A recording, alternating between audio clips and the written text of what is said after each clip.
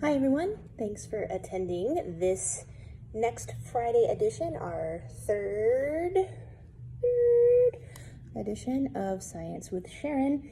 Today we're going to be talking about air pressure, and we're going to have this great experiment that you guys can do at home that can demonstrate some principles of the change in air pressure when the air outside is dense, when the air outside is not so dense, and what that does to create things like vacuums. So to do this experiment, you're going to need a big glass jar. It helps if it's clear so you can see what's happening. I think this was probably a soup jar. And then I have just your everyday party balloon. This one actually does say happy birthday. And this balloon is filled up with water. You want to fill the balloon up with enough water that when you set it on your jar, it balances there, but there's not a lot of balloon going into the jar. There's more kind of sticking out here at the top of the jar than going into the balloon. And you're going to just want some pieces of paper, and I just have some paper towels from the bathroom, and a lighter. And that's all that we're going to need to do this experiment. So unlike some of our other experiments, I'll go ahead and talk this experiment through before we do it. So the idea is that when air density changes, it actually can create a vacuum or pull a denser object into it. So the way that this is working right now is that the air out here is relatively dense compared to, no air, space, exactly, right? Space is a vacuum because space doesn't have any substances in it at all. There's no oxygen, there's no gas, there's no solids. Space is just space, therefore it is a vacuum. But right now, inside the jar and outside the jar are the same density. There's the same amount of oxygen and nitrogen and carbon dioxide and little water vapors. Everything that is in the room is also inside the jar because the jar is, of course, empty and not sealed.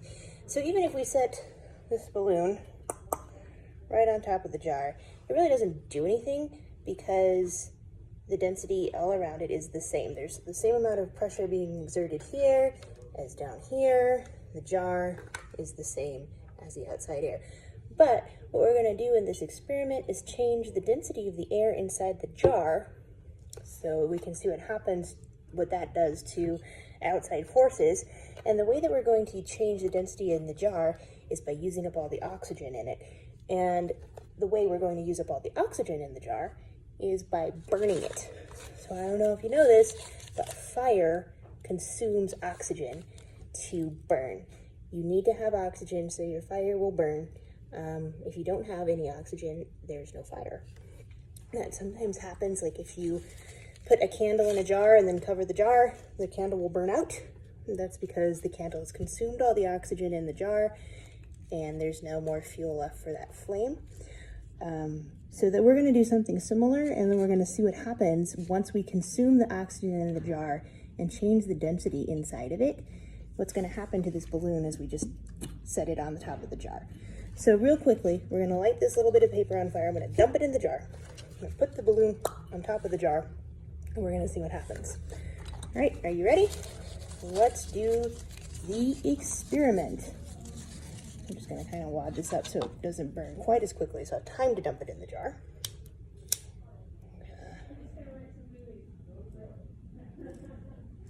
Set it on fire, dump it in the jar, and put the balloon on top. What's happening to the balloon? Ah, look at it go. Ah! So, can you see how when we consumed the oxygen in the jar, we made that air less dense inside the jar, we created a vacuum, and it sucked that water balloon right down into the jar. So now it is actually stuck in there. So that's what happens in space, right?